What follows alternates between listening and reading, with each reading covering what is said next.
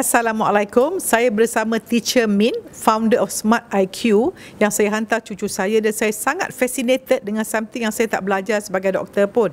So mungkin Teacher Min tekankan pada saya, apakah penekanan Smart IQ dan macam mana dia boleh menolong seseorang kanak tu membesar dan menjalani kehidupan harian sebagai seorang holistik. Assalamualaikum.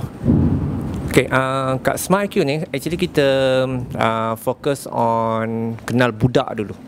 Sebelum kita nak ajar budak ni, kenal budak dulu. So, cari dia punya strength. So, strength dia dari sudut fokus. Macam mana kita nak ajar dia satu benda, kalau fokus dia, orang cakap ke laut lah. So, ke laut.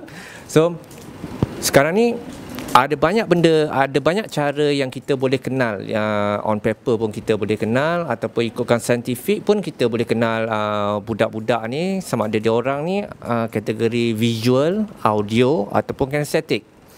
Kat sini yang kita selalu fail to recognize. Contohnya dalam satu kelas 40 orang, kita tak kenal budak tu mana satu. And kita Cara belajar sama je. Cara sama je. And separuh kelas tu dapat, separuh tak dapat. So kenapa? Because kita tak kenal budak. So dekat Smart IQ kita kenalkan, it's a must nak kenal budak tu. Kena kenal budak, baru kita ajar based on dia punya strength. Contohnya ni mana lah, even kita dekat tempat kerja pun perkataan yang selalu kita dengar iaitu fokus.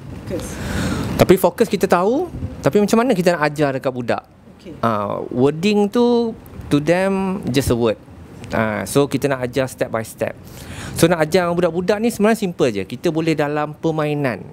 Permainan pun boleh.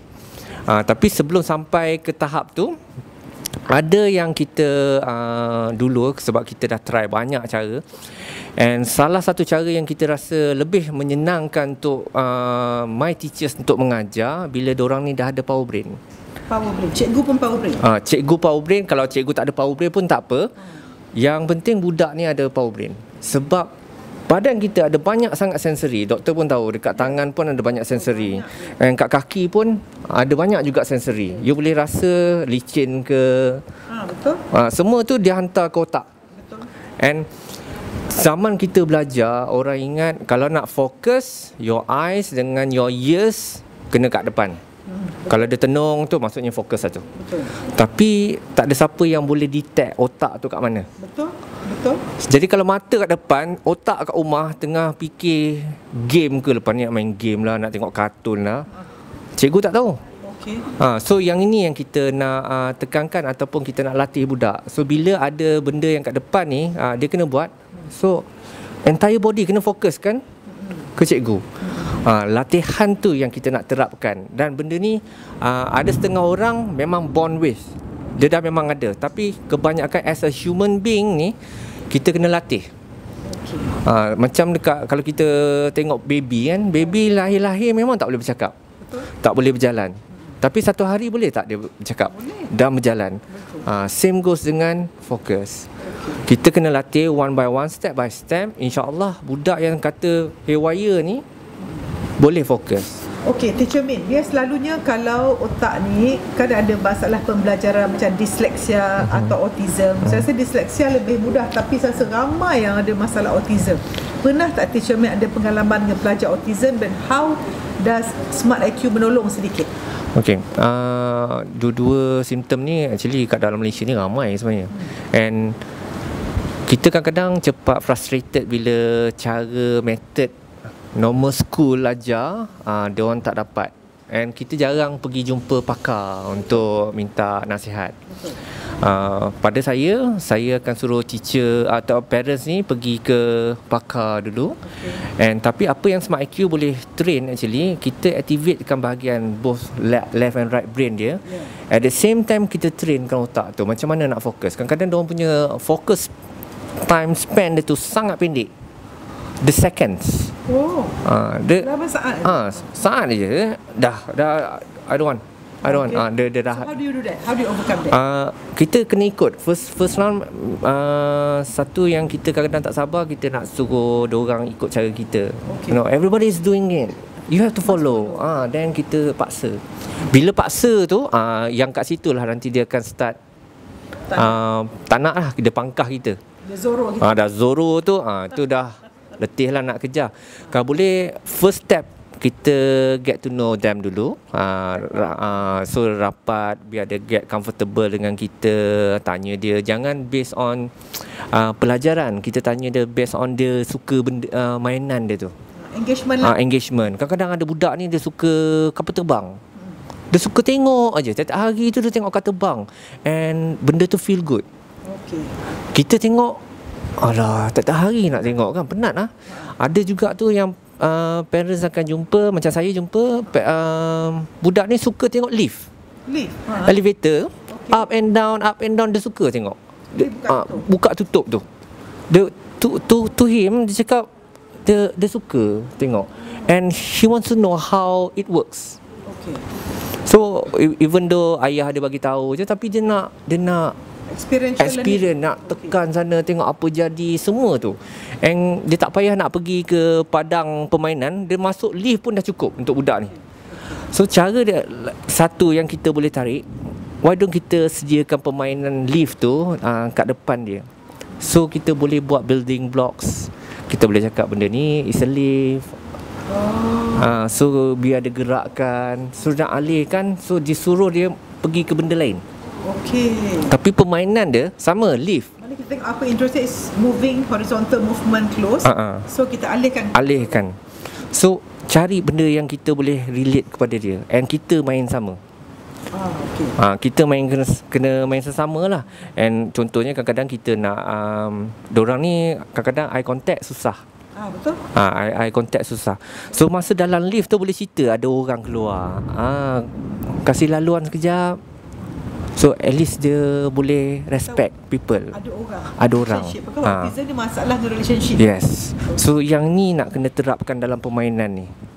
So banyak benda lah actually. Dia tengok budak, lepas tu macam mana kita nak tackle tu, dia sekali pandang je kita tak boleh diagnose.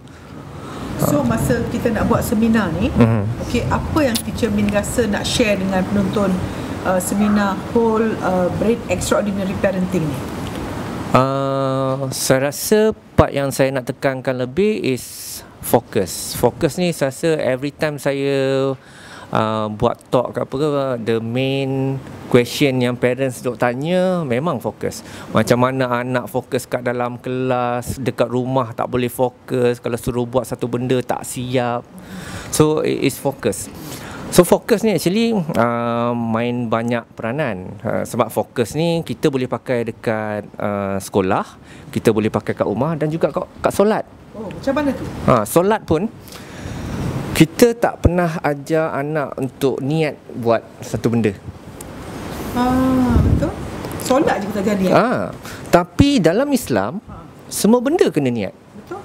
Depan nak kena cakap niat. Okay. Nak belajar kena niat tak? Betul. Ada bacalah kita penerang hati kadang-kadang sekolah, tapi niat nak belajar tu. Kita tak minta dekat Allah, kita nak belajar. So yang ini nak kena lebihkan. So in order apa-apa sajalah, kalau kita tak pasang niat untuk buat benda tu, then otak pun tak fokus. Betul. And tu sebabnya kalau ikutkan dalam Islam, kenapa baca Quran tu lebih banyak merangsangkan otak daripada baca dalam hati? Because of your ni dia vibrate terus ke your brain, dan dia terus capture apa benda yang you baca tu.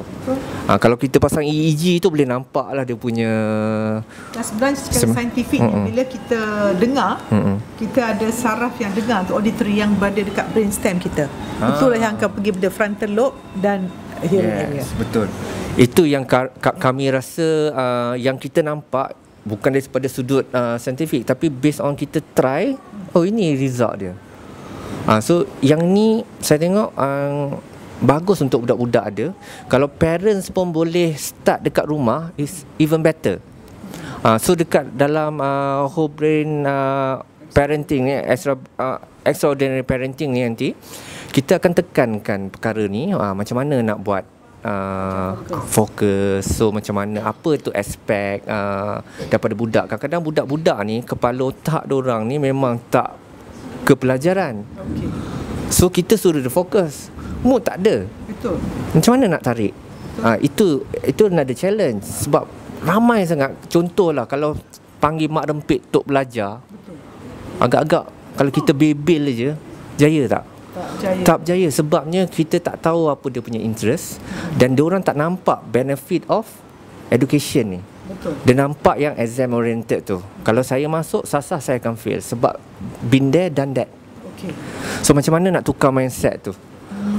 So yang itu dulu tackle kan, sebelum kita nak ajar yang ni. So that one is EQ. Kita tackle ke EQ. Dia kena ada rasa dia suka nak belajar, ada sayang ibu bapa. So benda ni win-win. Dia dua both side. Kalau parents dia berubah, anak tak nak berubah, doesn't work. Kalau anak nak berubah dan parents tak nak berubah, sama juga. Okay. So mungkin Teacher Min nak jemput. Ya, saya kalau boleh, saya nak minta satu Malaysia lah datang. Kita nak ajar extraordinary parenting ni, sebab bagi saya rakyat Malaysia ni sebab hebat-hebat. Kalau saya tengok anak-anak yang saya train ni, diorang ni daripada pemalu yang takut, kalau tanya datang dengan siapa, jawapan dia bahu yang jawab.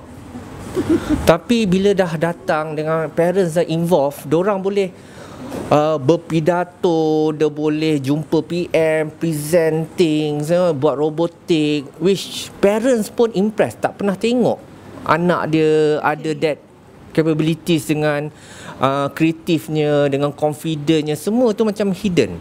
Inilah hidden potential yang kita nak congkil. So hopefully kat USIM ni nanti kita boleh berjumpa, and kita train everybody, even anak pun, sebab kita ada brain booster. Kita akan ajar anak juga macam mana nak bawa diri, sebab kadang-kadang kita cakap je you have to be confident, tapi how you, lepas tu kita suruh dia fokus. Question is how. So ni semua nak kena train. We show the how. Okay, InsyaAllah kita akan jumpa 7 Mei, okay, di USIM daripada pukul 8.30 pagi hingga pukul 6.30 petang. And untuk maklumat lanjut boleh pergi ke event modelsculpture.com. Kalau perlu lagi information tentang program ni, boleh hantar ke WhatsApp 014 337 0263. Okay, sekian daripada saya. Terima kasih Teacher Min. Terima kasih banyak. Assalamualaikum.